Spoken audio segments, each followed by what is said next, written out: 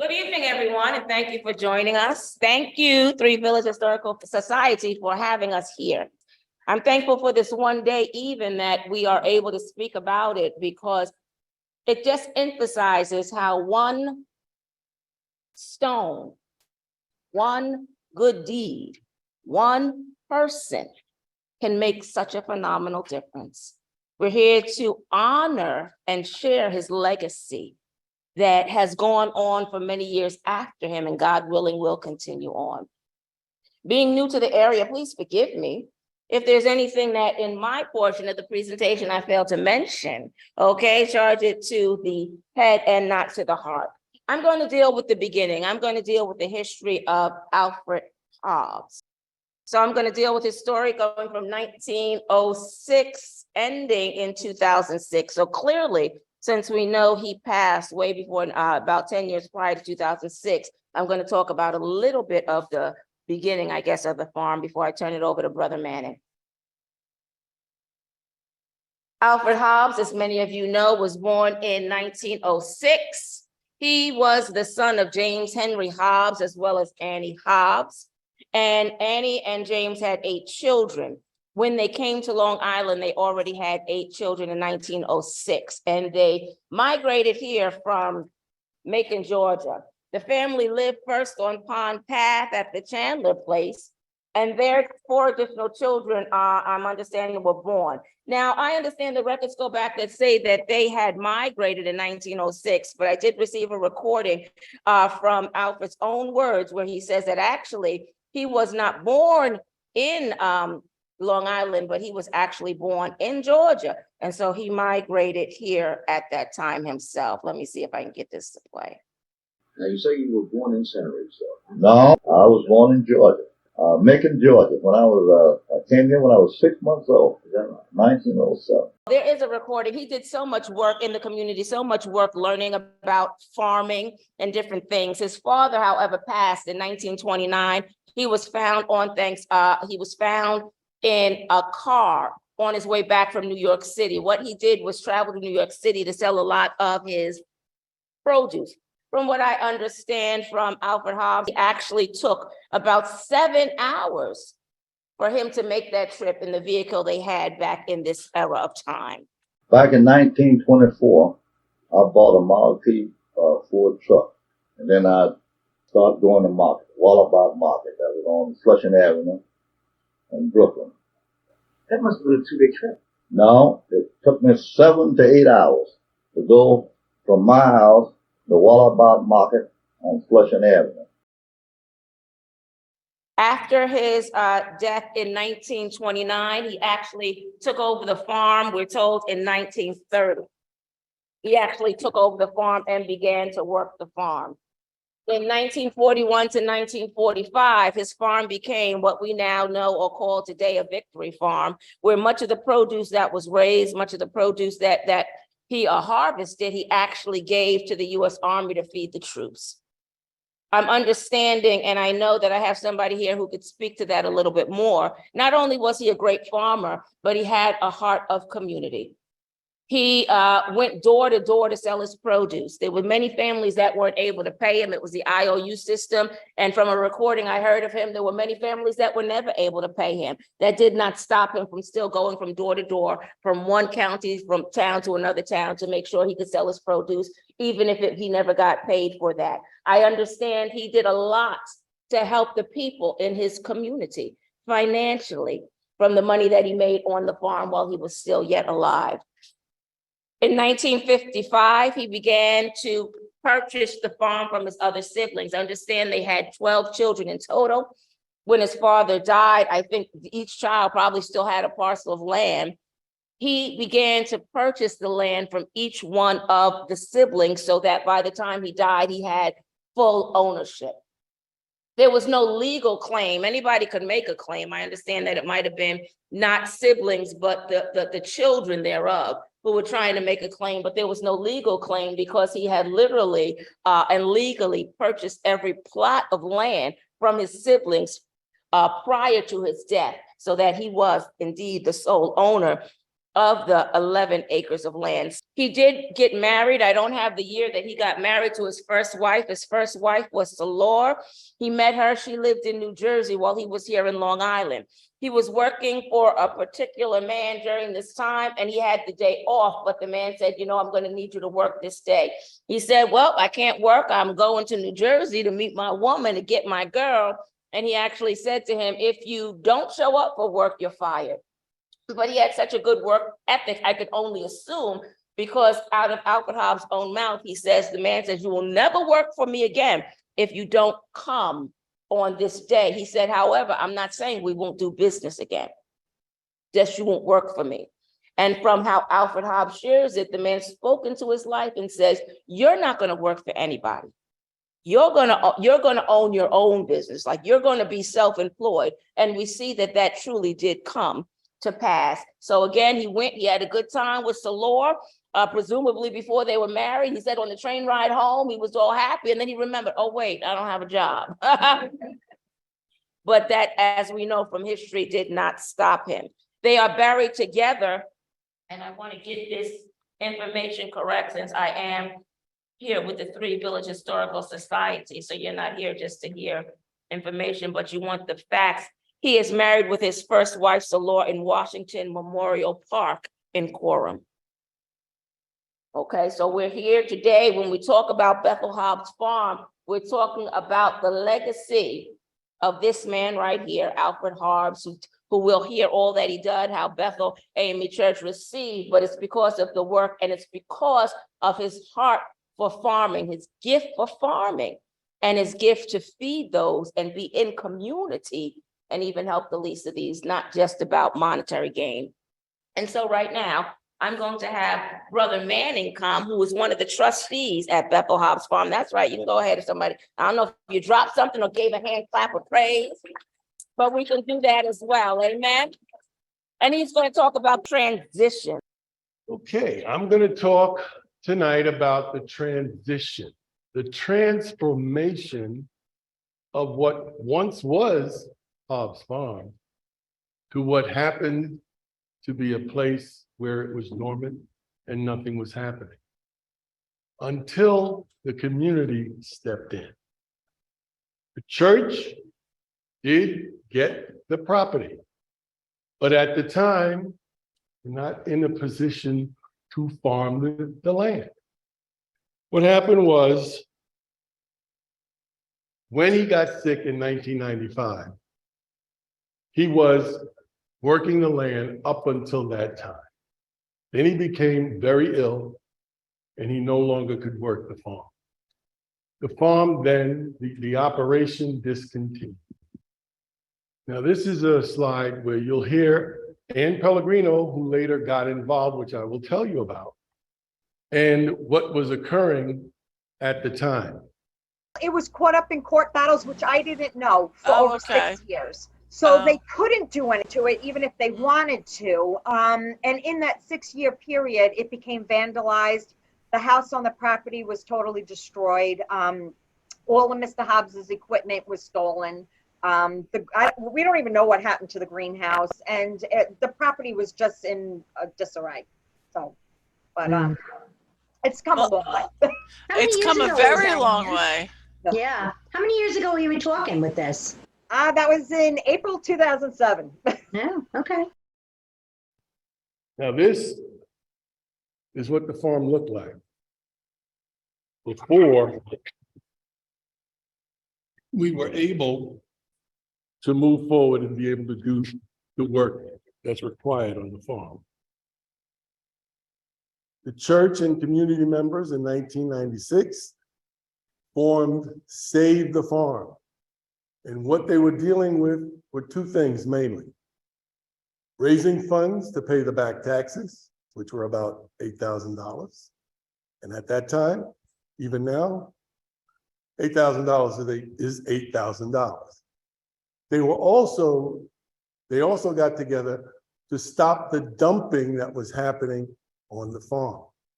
Now, this in Suffolk County, if you see wide open land like this, some people think it's okay to dump trash and garbage there. And that's what happened. What also happened was the buildings on the farm were not really kept up, and they began to dilapidate.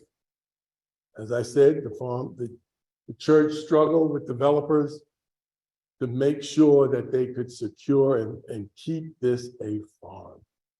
Next slide. Reverend Leonard and Assistant Pastor Reverend Sandra Leonard were instrumental in making sure that this legacy continued. And they worked hard for that to happen. Now, the legal transfer of the property was finalized in 1998. Although that happened, that did not stop the developers from still trying to get this land and purchase it and take it from the church. That lasted until 2006, when they continued to try to get and purchase this land. So in this particular clip, Anne is beginning to tell about how she came about getting involved with the farm. When I was younger, I was a single mom with 3 kids. And even though I was working 2 jobs, I still had to visit food pantries. And I was very appreciative of the stuff that you got from there, but a lot of it was boxed stuff that would fill your belly, but really didn't have any nutritional value. So I just felt like I needed to do something. And I rented a rototiller and I tore up my manicured backyard. And I just felt like I was going to plant a garden and feed people. He came home and he was like, seriously, like, how many people do you really think you're going to feed, you know? And it made me stop and think about it for a minute. I remembered the street, the farm down the street from my house, which is in walking distance. When I grew up in Center Reach, and it was always a working farm. And I was just like, you know what? If we could figure out who owns that farm, we could feed a lot of people. And, you know, that was the beginning. That's great. Wow. In early 2007, after this conversation, one night, Anne went for a walk. She was walking and she was praying. She was praying and she was walking. And when she realized where she was, her prayers took her to the farm, which was right down the street from where she lived. And when she got there, she realized that this was the place. If she could find out who the owners were, this was the place that she could grow enough food to help people. And what happened? She then went and she started Friends of the Farm. The majority of those people were from Center Reach. And that was because the farm was in their neighborhood. And they remembered what it was, and they knew what it could be. And after that, she went and met with Reverend Leonard and Reverend Sandra. And she went and asked if she could actually farm the land. She was given a 50 by 50 foot lot in order to start. Now, a little twist in the story. I told you about Greg, but Greg also had a dream about the farm. Every day between 1997 and 2006, on his way to work, he would pass the farm. He saw it overgrown, he saw everything happening. And what he said to himself was, one of these days, I'm going to clear that land. Now, he's a businessman, so he wasn't going to clear it for free. His idea was that he was going to get a good payment for clearing the land. Little did he know that his wife had already met with the owners. And she told him, I met with the owners. And here's what we have to do. I was given the okay to work the land if we clear it. Greg was, what? If we clear the land, we can use it. So he cleared the 50 by 50. And eventually, Greg cleared the entire thing. Next slide. Now look at this slide. This is what was happening. You see the back? That's all of the overgrowth that was on the farm. Greg is sitting in the tractor and is smiling. Greg is not, because he was clearing the land that he thought he would get paid to clear. And he did the whole thing for nothing, because his wife had a dream. Okay. Anne's father, Joe Mendez, not only helped with the clearing of the property, but he has invested heavily in the farm operation. In 2008, which this shows 2008, and that they were working out on the farm, a few projects were completed. The house and the barn on the property and the grounds were restored. The irrigation system was installed on 1 acre. 12,000 pounds of produce was harvested and donated to food pantries. And after that, the town of Brookhaven, under the Land Preservation Program, purchased the development rights for 7 acres of the farm. It was an 11-acre farm, to preserve it for farm use only. The other 4 acres could be developed at the discretion of the church. Next slide. Now here you see volunteers along with Ann. That's Peter Castorano and Elaine Gavangelia. I think I said it right. They work on the farm now. They've worked on the farm for years. Peter is in his 80s, and I think Elaine is in her 80s. And I dare any of you to go out and work with them. You'd probably be crawling home, because I'm telling you, they move, they do it all, and so does Anne. So in 2009, the Friends of the Farm approached the church again, but this time it was to incorporate the farm.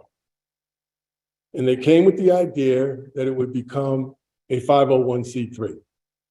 And the church gave the approval for them to go forward. The original members of the corporate board were Lindy Cook, a member of Bethel, Thomas Lyon, right over there. He was one of the Friends of the Farm, Ann Pellegrino, and Elizabeth Takakarajan. Ooh, that was another one, got me. But yes, they formed the corporation and put everything together.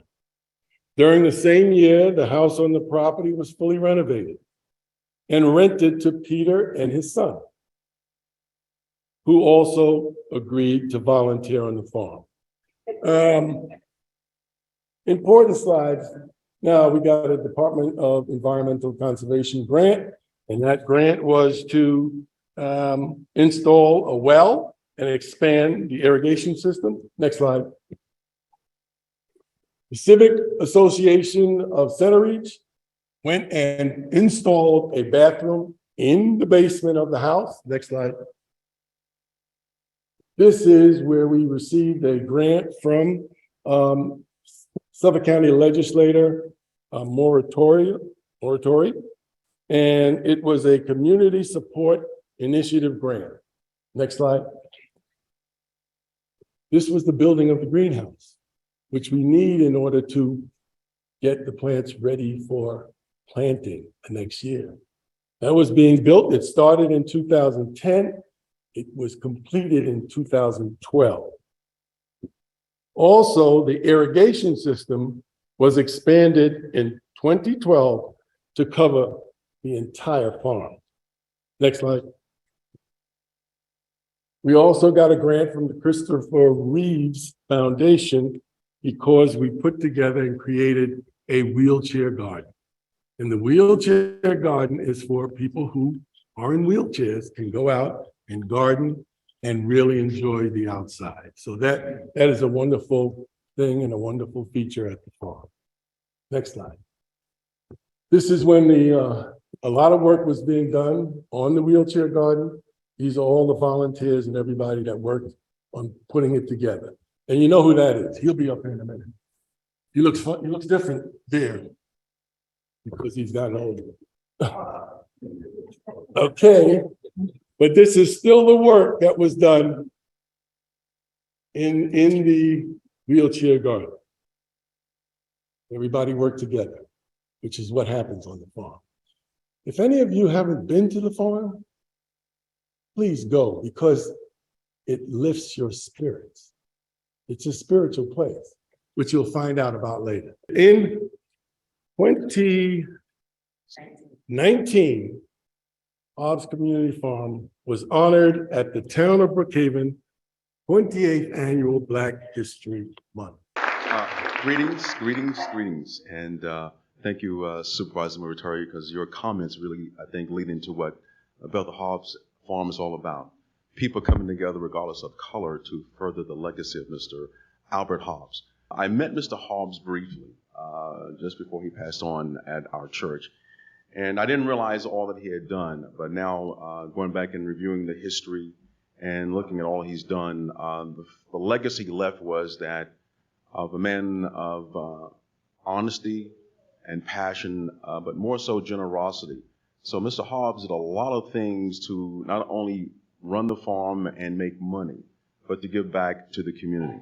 And at that time, again, when he was very involved in it, it was, again, a very multicultural situation, which I'm appreciative of. First, I'd like to say that the farm really is a community farm, and without the community supporting us and backing us up, it wouldn't exist. I really have to thank the Bethel Church, though, for really standing their ground. A lot of people, when they saw the land in disarray and abandoned, a lot of people came forward and wanted to purchase the property for their own well-being and put up condos or, housing developments and stuff like that. But they stood their ground. They knew Mr. Hobbs's vision. He wanted it to remain a farm and used for children as well. And they really stood their ground and made that vision come true. So I just really, they have my utmost respect as far as that goes. The farm really is a community thing, and it's not one person, it's not two people, it's not three people, it's all of us together. And I see a lot of faces out here that have been at the farm and that have helped out, and I thank you for that. And it's a community thing, and it's all run by volunteers, and we're just trying to keep the vision going. We all don't know what the afterlife is, but I can envision Mr. Hobbs leaning over the balcony of heaven, sometimes pulling his hair out. What are they doing? And other times just having a beam in his eye and a smile across his face, and just,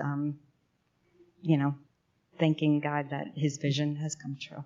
So I thank you so much. And the final slide was the Stony Brook University awarded a grant for the creation of the Community Roots Garden. And at this time, Brother Larry Corbett will come forward and tell you about the farm today.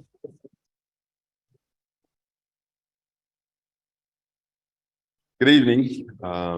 As Reverend Lisa said and Ron has said, the farm is such a beautiful example of a man having a vision, going forth and serving the community, and then going through a pause, and then someone in the community coming back and reviving it through the community. So again, the story with Ann Pellegrino is again showing how the Friends of the Farm came together and had an inclination to go and restore the farm to its original purpose. And then the community at large came together with her. Her leadership was instrumental, but again, the whole community saw what can come out of the farm. And it's just an incredible story of today. I'm going to show you how through that transition period, all the rubbish, all of the weeds, all of the trees, and it looked like it was just desolate and nothing can happen to it. And then you see what it looks like today. And as Brother Ron said, please go by the farm just to see what it looks like, number one, and you'll just be amazed at all of the things that we're doing there. Next passage, yes. So our vision remains the same. We want to be a organization that engages the community. All throughout the transition, we engage the community to bring the farm back. In order for the farm to still go forward, we still need to engage the community, and that remains our vision. We want to continue to engage everyone, even you here today. This is one of the new activities that we're doing. We need to promote the farm more. I can't tell you myself being at the farm, how many times a person comes to me and says, I didn't know this farm existed. So that's been something in terms of the board of directors. We recognize that we need to promote the farm more because it offers tremendous benefits when you actually come and see it and become aware of it. And our mission remains to be, just before I get to that, our mission remains to be a farm for all people. We want everyone, regardless of religion, color, ethnicity, etc., to come and experience the farm. This is a farm for all people. And so that's what we're pushing with that. I'm going to just walk you now through the areas of the farm, go through very quickly, because I understand we're running out of time. So I'm just going to walk you quickly through the various, these are the main areas of the farm. First, the memorial garden. And the memorial garden is an example of something that we want people in the community to come and experience. And it's not even farming. The farm we've seen over the years has become a place where people just can come and become into their spiritual dimension again. So we have a memorial garden area where you can just come and sit. We have the waterfall running throughout the most of the fall, summer season, and you just come and sit in the. Okay, so this is the memorial garden we have, and what we're doing here, we had a leak. We had to pull out all of the stones and put them back in. But again, we encourage people, even when they come in to volunteer on the farm, just take a break. Go and just sit there and meditate and become one with nature again. This is something where, again, we're not just trying to get people to come there and just work for us. We're trying to help people to get themselves rebalanced in terms of their wholeness. So this is what it looks like when it's running, and we need to do some trimming on it, but it's up in the front of the property. And if you ever come to the farm, we would encourage you to come, just take some time and just sit there and listen to the water and meditate and be one with God again. Next slide, Pastor. This is obviously the greenhouse, and the greenhouse is major for us in that all throughout the winter seasons, we actually are taking seeds and planting them so they can germinate and start to grow. We can't put this in their infancy stage in the ground because the ground is just too cold and it's hard. But the greenhouse allows us to prepare months ahead for the farm season.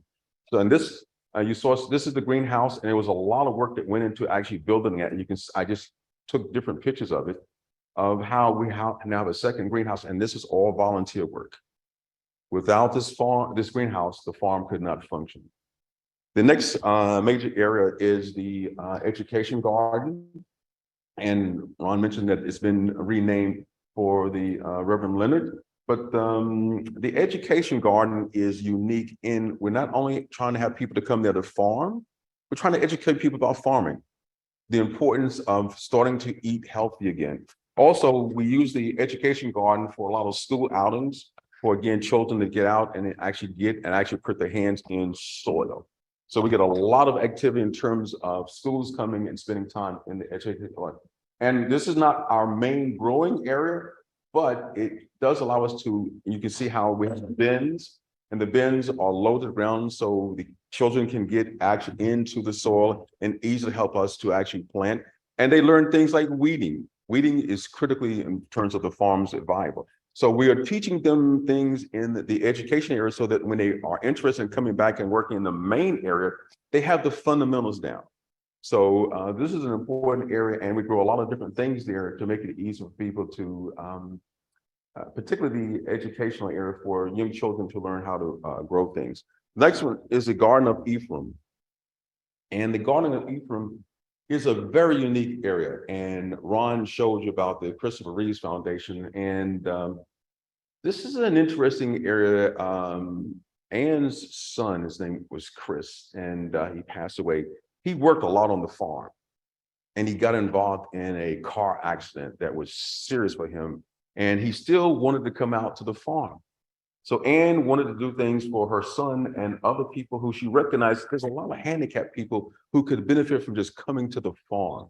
So that was the concept behind this whole Garden of Ephraim, was again getting the grant so that we could have something built that will allow people in wheelchairs. Now you're seeing people, I'm telling you, when you see people with handicaps come out to the farm and get a chance to actually do something like this, you can just see in their faces that it does so much for them. So this is just an example where we're not just there to grow produce and give it out. We're trying the farm to be a place where people with all different type of needs can get some support for their needs and things like this. The next area is our production area. And this is where we grow most of our produce, and which is vegetables and fruits, to feed people. So we supply 12 food pantry soup kitchens. In terms of, we don't charge them anything for this. We produce up to 30,000 pounds of produce every year, and we give it out to food pantries and soup kitchens. Now, obviously, the farm needs money to operate, but we don't make money our major focus. We give food out to the food pantries and get donations accordingly. And what you're just seeing here is some pictures of what has evolved with the farm over time. We were way out in the back in terms of growing all of our main produce, and it became a challenge. If you have to walk way out to grow things, get it back in terms of the produce, I mean, the farm stand, etc. So these bins you're seeing, we've evolved, and these bins was again Ann's idea. We have these bins, and these bins were built by people in the community. It costs a lot of money for the wood, number one. They donated the wood, and professional carpenters build these bins for us. So again, these are other examples of how people are coming together to allow this farm to function and produce more and more and more. And these are examples of all different types of produce that we grow. And this allows us to grow this and walk it up to the farm stand pretty quickly. We've made a lot of improvements over time. So when we used to grow, we would lose a lot of our produce because weeds are the main energy besides drought of produce.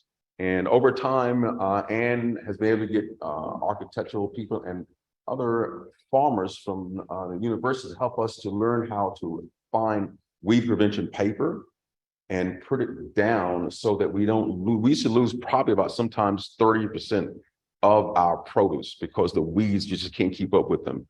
But now you can see that we're getting very creative in terms of putting down paper. We have a better irrigation system to allow us to produce even more. We're up to 35,000 pounds a year, which for us as a relatively small farm, that's a lot of produce that we can actually give out. Next, obviously, main area is the farm stand. And this is open, as Brother Ron said, on Saturdays from 10 to 3. And you can just see all the different assortment of things. And we tell people, and we even actually take food stamps. We are trying to serve everybody. And we have such a large variety. Generally, we will grow about 30 different types of vegetables and fruits. You're seeing a squash here. You're seeing butternut squash over there. So we have a lot of different things that we grow. And the main thing is we tell people, if you come to the farm stand and buy fruits and vegetables, it came out of the ground either the night before or the day that you're buying it.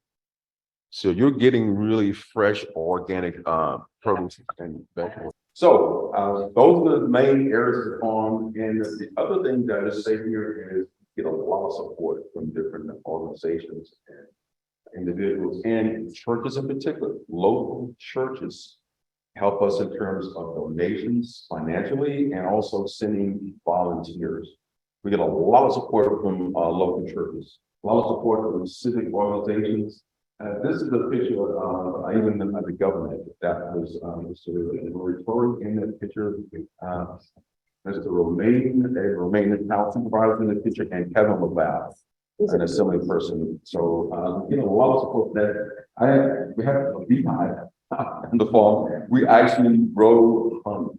Robbie Hobbs. So that's another new thing here. And this is again an example of us making a road for Mr. the name after Mr. Hobbs. The main thing I want to say in terms of this second community outreach is we are trying to not only have people come to the farm to volunteer just to work for us, but just to come and experience and be part of it. So we have several things going there. We have a run the farm that happens every year. And this happens in August of every year. And this year, I think it's August, on the slide, August the 12th. You go to our website, you'll see the actual date. And that's simply a matter of people who like to run, has a chance to do something that they like to run and just buying some tickets. Some of them that don't run, they walk. But again, the main thing is they're financially supporting the farm. This is a wonderful event for us. And it's getting bigger every year, and technology allows us to actually capture people and what's going on. So that's also a major fundraiser for us, but it's a fun event where people can come and be part of the farm and not actually have to get out there working and getting dirty and sweating, all that kind of thing. Next item is not going past this is the fall festival, and that's an event that is, this is a picture of last year. Over the last 10 years, the festival has just grown significantly in terms of the number of vendors, the number of activities that we do, and the number of things that people can do. And you can't see it well, but we had so much that people were parking off at the table, all the trees on. This is something I've been encouraging all of you to go to our website and come and be part of our fall festival in 2023. I promise you, it's going to be a good experience for us. This example of all the different things we got going on. We had about 30 different events going on, so you're not going to be bored for our fall festival. So please get the word out about coming to be part of our fall festival. Palm Lions was involved in it, and the Builder Brings the location. The festival was called the Unity, and here the farm was being used in designing the unity of mankind. So people of all different types of religions and backgrounds came to this event.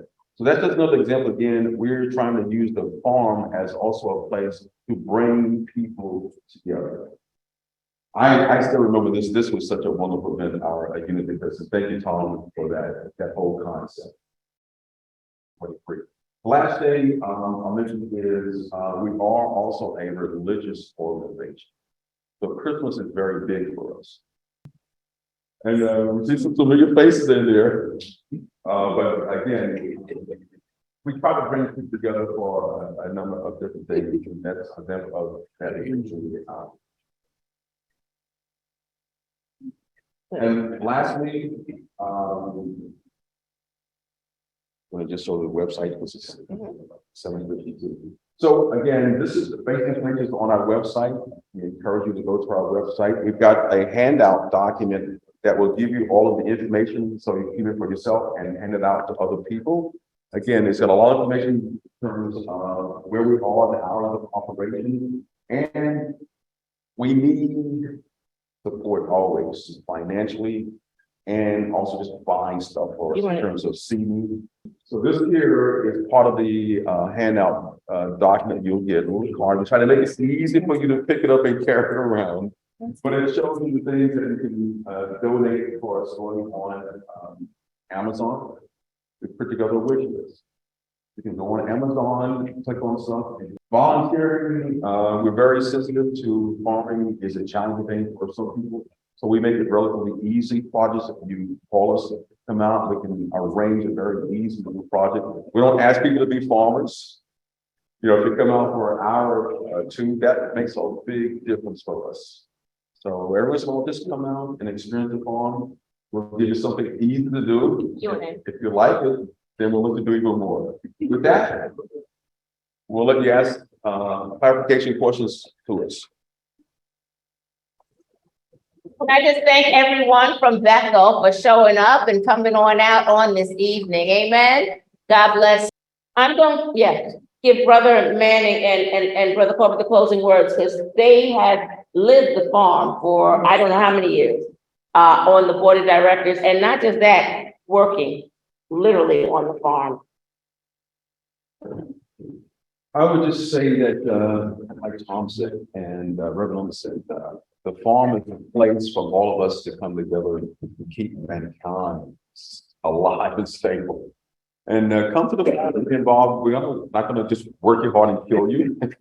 Just come and experience the farm, come and be part of some of the events. And again, have not because you ask not, we need funding.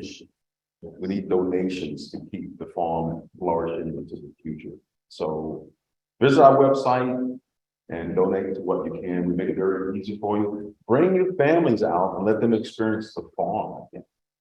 We have all kinds of good events going on, and be a part of the farm, maintaining the community. Yes. The farm is bringing the community together, and be part of that movement. Thank you. Thank you.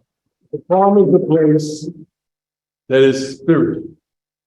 It is where you will feel your inner core come into contact with God. That's how it is. Whether you're working or not, it still reaches your soul. The Memorial Garden, a beautiful place. It's very beautiful in Bristol. You should come for that celebration. The fall festival, you won't see anything like it. No. But it truly is a place that's in your backyard that you can come and have a wonderful time. Right, Ben? Thank you again for coming out tonight. Thank you so much. Oh, one last thing. I'm gonna put you on the spot. Okay. The farm is going to be at our farmer's market Yes. at some point this summer, Yes. not selling vegetables, but Yes. with information. So definitely sign up for our email so you know when they'll be out. You're on the spot. Agreed.